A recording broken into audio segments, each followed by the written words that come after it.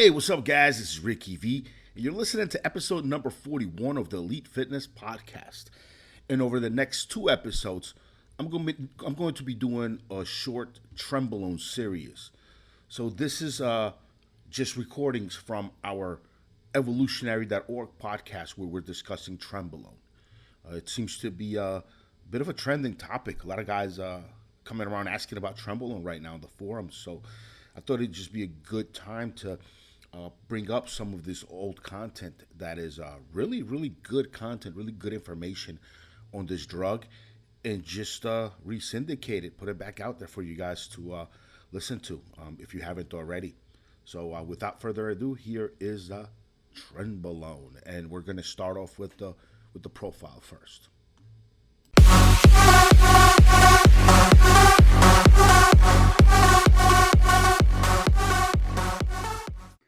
So guys, we're up to Trenbolone, and this is going to be a fun one, guys. We have a lot of information, so let's get right into it. So guys, Trenbolone, this is the god of steroids. In the bodybuilding community, we call it Tren or Fina. That's a slang term. All the main steroids, guys, out there, it is the most powerful steroid. There's just no comparison. Once you use it, guys, it's like driving a Lamborghini off the lot. I mean, you'll never be able to go back to a Ford. It's going to be really, really hard. So the problem with Tren, though, it's not just powerful in the results that it's going to give you, but it's also powerful with side effects, especially the androgenic side effects. We're going to get into that on this podcast. So it's not a good idea for beginners for that reason. I'm going to bring in Rick, and Rick's going to go over the history of Trenbolone. Rick, give us the history, man. All right. So Trenbolone is one of these drugs that was developed during like the golden era of new steroid creation, basically. It's between 1930s all the way to 1950s, mid-60s. So it was first synthesized in 1963. And it was used as a growth promoter in the cattle industry, early 70s through the 80s. Over time, it's had different versions of it. Parabolin was actually Trenbolone hexadrobenzyl carbonate. That's what it is. It also came as Trenbolone acetate in cattle pellets, Finaplex H. So Trenbolone was used all through the 60s, late 60s, 70s, and 80s. Around the mid-80s to early 90s, it was available as Parabolin for human use. It was then discontinued for human use. And you didn't really see much Trenbolone at all in the market, say from about 1995 all the way until about 2001, 2002 is when Trenbolone kind of came back. And the way Trenbolone came back is these guys on the forums, I think the guy's name was Animal. There was another dude, I think he was Eggy Cream and Instinct. These are all handles right on the forums. And this guy Animal developed a kit that you could use to extract the Trenbolone acetate out of the pellets, the cattle pellets. Now remember, guys, these pellets were put in a little gun, and then they would put it they would shoot them under the skin, under the hide of the cow. And the pellets would sit there, about 20 milligrams of Trenbolone per pellet, and they would dissolve over time. And cows need a lot less steroids to grow than we do. So the doses that might make you, just gain a couple pounds in a week will make a cow blow the fuck up on the same doses that a human might not gain a lot of weight on. So just 20 milligram a pellet of Trenbolone makes a huge difference in a cow. And Trenbolone came back as an injectable form for human use around 2001, 2002, 2003. It was really hot. This is when guys were extracting it out of the Finaplex H pellets. It was very simple to buy those pellets. You could just order them online. You didn't even have to prove you had a cow, no prescription, no anything. It was incredibly easy to buy the pellets, get them delivered to your home. It was incredibly easy to buy the kit. And in about one afternoon, you could have yourself injectable Trenbolone acetate. Get into around 2005 is when there were a lot of versions of Trenbolone available then. A lot of the Mexican brands, the veterinary Mexican brands had put out their own version. Animal Power, Dancal, Quality Vet, Tokyo, all these places were putting out Trenbolone. And then it started to show up in some underground lab price sheets from guys coming out of Europe. So it was gone for about a good 5 to 6 year span, mid 90s to very early 2000s. But then it came back and it's been here to stay. It's one of the most infamous anabolic steroids in the world. There is a version of it. There's a methyl Trenbolone, which a lot of people don't even know exists. And that stuff is so harsh and so toxic. You can only use a couple of milligrams of it per day before it starts to really mess you up. So Trenbolone is very powerful. It comes methylated. It comes in free form. It comes in acetate. It comes in enanthate. It's really just one of the most popular, one of the most famous and infamous steroids to have ever been used. So Rick mentioned the forms of Trenbolone. Let's get into the actual compound, some of the chemistry behind it. It is a 19-nortestosterone. So it lacks a carbon atom at the 19th position. So it's a modified version of the nandrolone, the hormone. But here's the thing. It's much different than decadecanate because this thing is extremely androgenic. In fact, on paper, 5 times as androgenic as testosterone. And the reason for that is it carries a double bond of the 9th and 11th carbons. So it's going to bind extremely strong to the androgen receptor. So when you're on it, you can expect strength, mass, aggressiveness, feeling like Superman.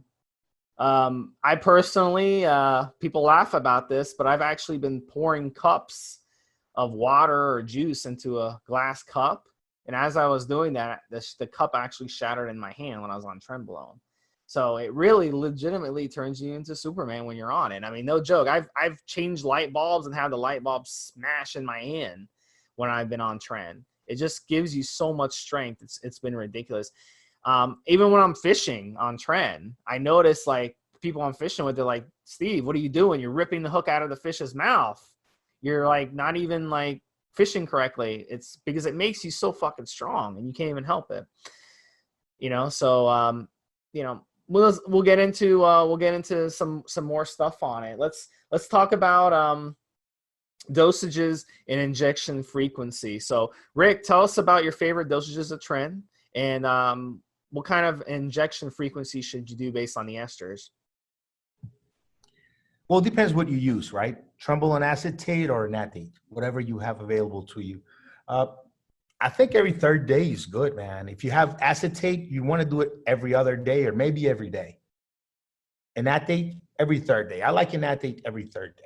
I think that's a good way to take the hormone. I've personally found I get less side effects. I need less anti-estrogens, at least with testosterone. When I take testosterone enanthate every 3 days, I feel like I don't need to take as much anti-estrogens and it keeps us steady at a level. So enanthate, every 3rd day. Acetate, I would spark it every day. Every other day if you don't want to get burned out on the injections, but every day for acetate would probably be the best in my opinion. Yeah, acetate, yeah. I was going to say the half-life. Yeah, go ahead.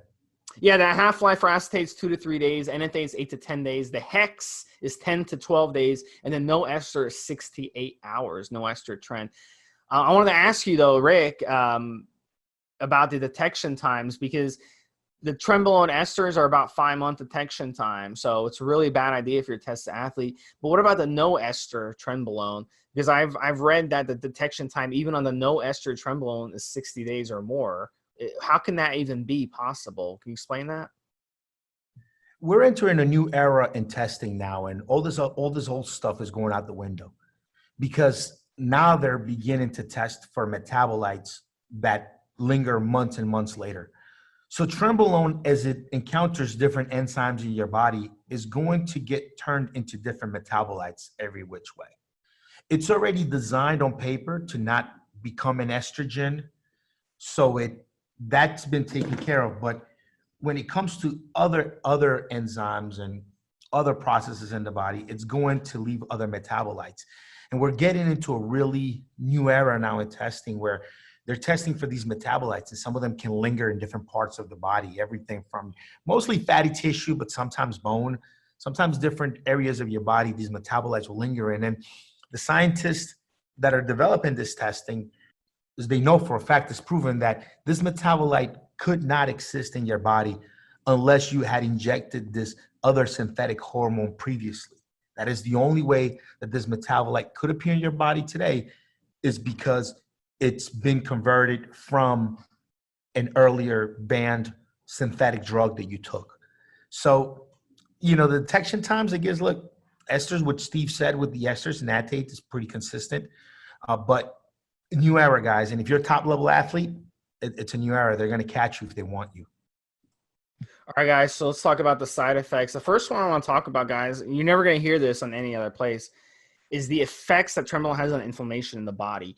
PGF2A, PGE2, those are prostaglandins, okay? And what happens is when you take Trenbolone, those rise in the body, and those actually cause inflammation. So you may notice on Tren, a lot of health problems arise. You notice maybe some bloat, and you're like, why am I bloating on Tren? Well, that's because it's so fucking inflammatory. You'll notice gut problems on Tren. You'll notice heartburn, stuff like that. You're like, why am I getting this on Tren? Because it's so fucking inflammatory. Your organs will get fucked up on Tren because it's inflammatory. All these inflammatory problems on Tren. So it's really going to fucking make you feel fatigue and make you feel like shit when you're on it because of that inflammation. Some of the other side effects, guys, the big one is Trenbolone rage. And what that is basically so androgenic in the body. If you don't react well to androgens, let's say you're not a patient person. If you go on Tren, you're going to be even less of a patient person. If you get grumpy when you're hungry, on Tren, you're going to be even more grumpy when you're hungry. You're going to lash out at people. You're going to lash out at the waitress at the restaurant for not bringing out your food on time.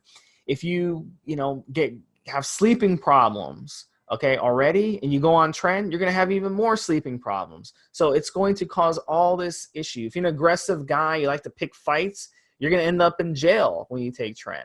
So it's going to make all this shit even worse. What are some other side effects, Rick? Have you noticed that the rage from Tren as well? Yeah, Tren will affect the way you think, the way you react. It will affect everything from the way you have sex to the way you problem solve. You really have to be conscious that you are on a very strong androgen and you're going to react quite a bit differently to certain situations. So Trenbolone definitely, yeah, I mean, it'll get you up there. If you already have a bad temper to begin with, Trenbolone will be trouble. Also, I wouldn't take Trenbolone if you're like on some of these ADD medications like Adderall, Ritalin. Definitely don't take Tren if you partake in like cocaine or any amphetamines or anything like that recreationally. It'll make your temper shit. Those kind of stimulants will already make you quick tempered. You add a strong steroid like Trenbolone to it, and you're going to be a real asshole to everyone. So, real careful with some of those heavy stimulants and Trenbolone because you'll be on a much shorter fuse for sure. I'm going to let Rick get into some of the advice for organ aid when you're on Tren. But let's, for the heart and for the kidneys, but let's talk about dopamine because Tren affects dopamine more than any of the main steroids. And that actually is our reward sensor in our body. So if you like gambling, you're going to want to gamble more on Tren. If you like to if you cheat on your spouse or think about cheating on your spouse, when you're on Tren, you're going to want to cheat on your spouse. It's the relationship killer for a reason. I wouldn't use it. If you have a problem cheating and you're trying to get through it, don't use it. If you have alcoholic problems, don't use it. Any addictions. It's going to affect your prolactin levels. It's going to cause a boost in your prolactin levels. Although I will say, like, if you use it smartly, you should not have an issue with prolactin. But if you abuse Tren, you can open yourself up for prolactin issues where that's going to be lactation in your nipples. Basically, it's going to be brown shit coming out of your nipples. So it won't give you gyno, but it can cause lactation. I've seen that with guys who have abused it. I want to get in, Rick, on this. How does Tren affect your lipid health, your heart health, and what's a good support supplements that you should be running with it? Well, I always recommend Entugard, obviously. It's the product that I've developed just for this very reason, for Trenbolone cycles, for oral cycles. So definitely Entugard by Need to Build Muscle is going to cover all of your bases. And it's a full support, has everything you need to go along with your steroid cycle. We have more details about the product, about Entugard on our YouTube page and our website. I'll make sure that on the description to this podcast, wherever you're listening to it, we'll have a link to those places so you can go and research more on it. But yeah, definitely N2Guard goes with every Trenbolone cycle. You absolutely protecting your heart, helping your kidneys along, even your liver. A lot of guys think that if you're taking injectable steroids that you don't need liver support. You actually do, okay? Injectable steroids will hurt your liver. Not as badly as the orals, but they will still have an effect on your liver. If you ever got your hands on some legitimate human grade injectable testosterone and you get in there and you open the packet insert, it'll warn you about liver problems. So you definitely want to take N2Guard with every cycle that you're on. All right, guys. So what are the user results on Trenbolone? I'm gonna just plain out say it, guys. I mean, I hit my all-time personal records in both mass, weight, and in strength when I was on a Tren cycle. You will never be able to lift as much as you can lift on Tren. I was lifting an ungodly amount of weight, and that's what you're going to notice.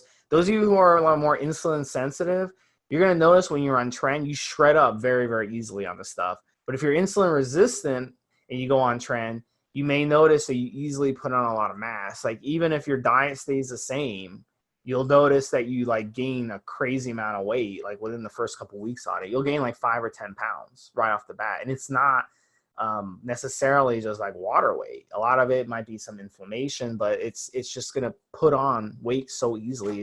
It's great at nutrition partitioning, like the food that you're putting in your body. It basically makes your body absorb it like a sponge.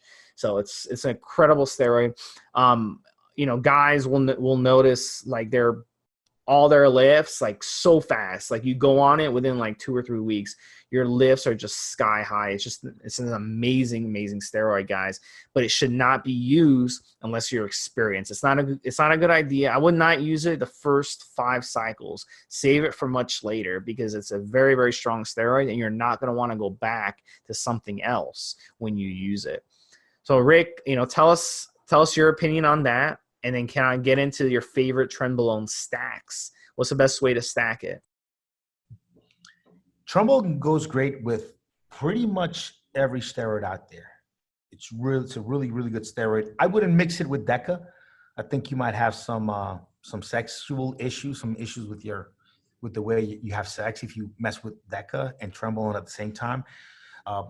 Also, I might stay away from Trenbolone and Winstrol at the same time, guys. You can maybe use it in the same cycle in different parts, but I'd probably stay away from those two just because of the hair issues. So mixing Winstrol with Tren, you might have some hair skin issues. Mixing Tren with Deca, you might have some issues with your dick. Those are all 19-nor steroids, and they're all in that family.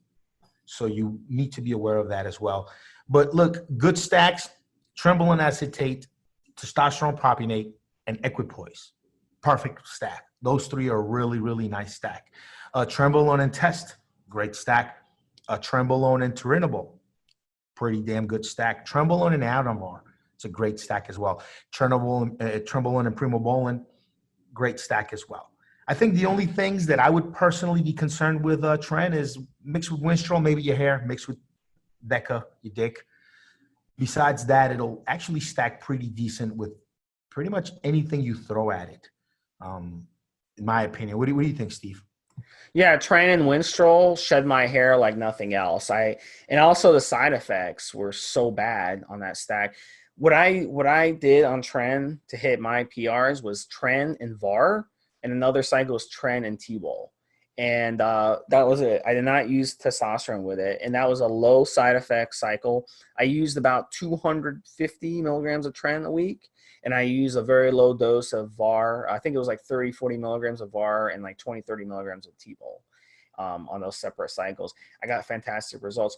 I was told one time by an IFBB pro bodybuilder, and he said there's absolutely no reason to ever run Tren more than 250 milligrams a week. And you know what? I've ran Tren enough that I agree with him. There really is no reason. If you run Tren 400 or 500 milligrams a week, it's just going to be side effects. It's not going to give you better results. It's just going to give you much more side effects multiplied.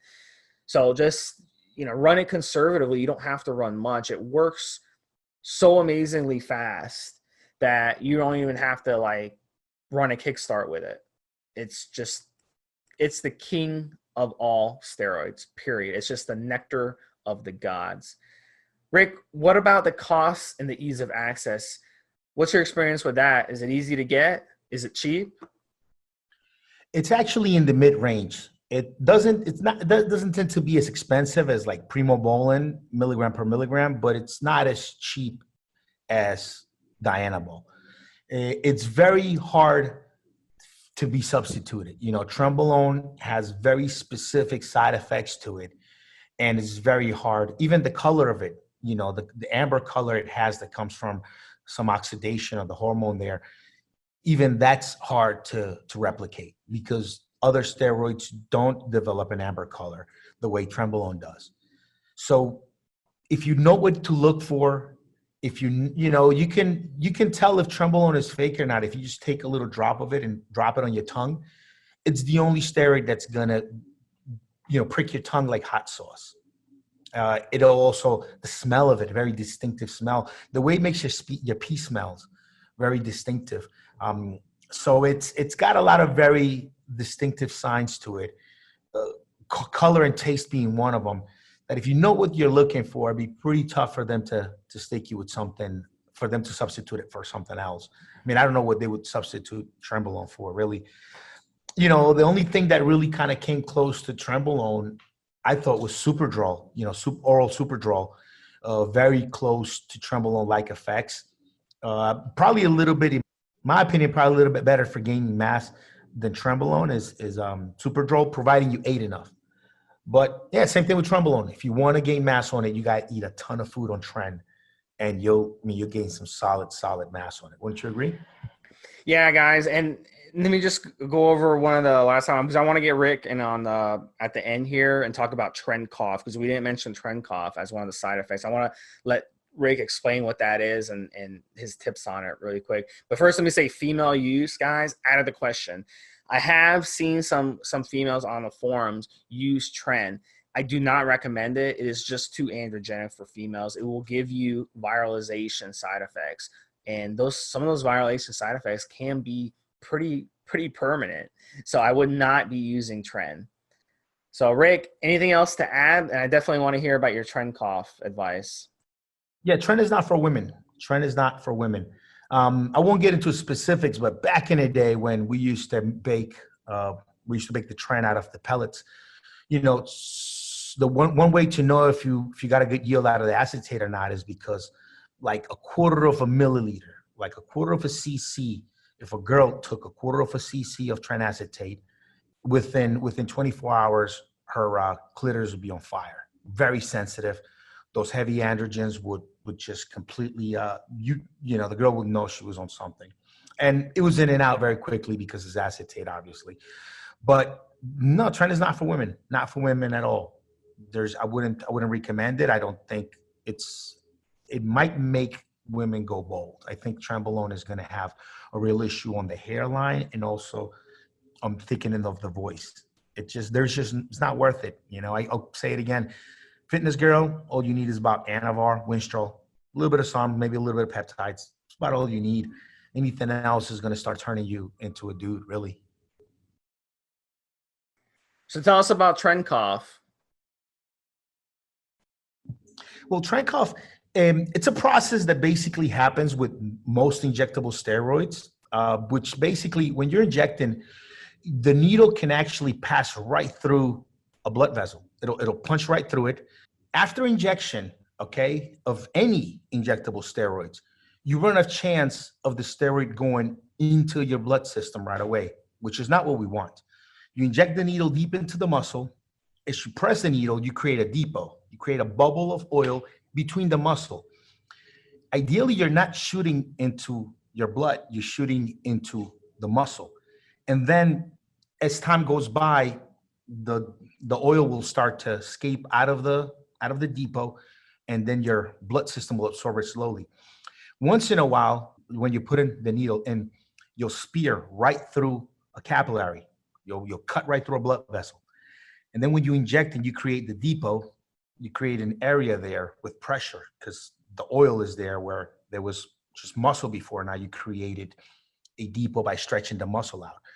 When you pull the needle out, some of that pressure can push oil into that broken blood vessel, and it'll circulate right through your blood system and it'll get to your lungs. Now, when it's testosterone or DECA or anything else you're injecting, you might feel a little something, but it's not as severe. You might even go unnoticed. You'll just feel like you're breathing out a weird kind of solvent taste, alcohol kind of taste.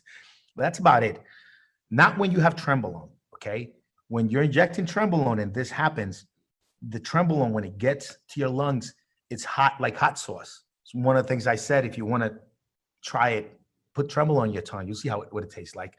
Well, it's like pouring hot sauce into your lungs, and you're going to go into this uncontrollable tren cough that just, it hurts. It feels like you really did something fucked up to yourself.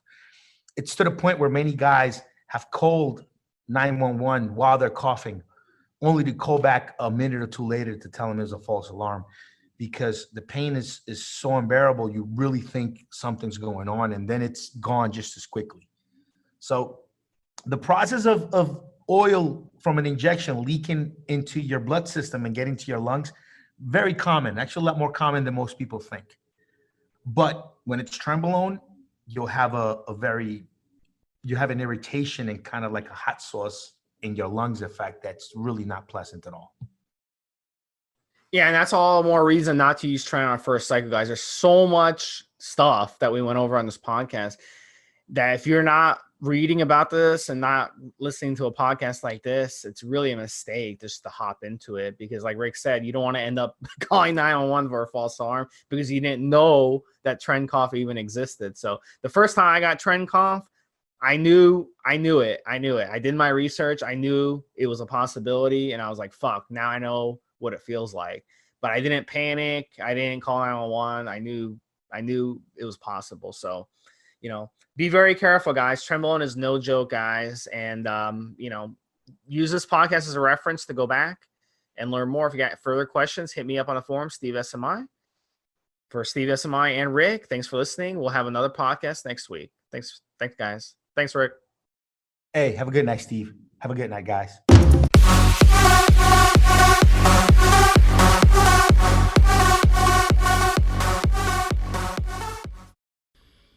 There you go, guys. That was the Trenbolone profile.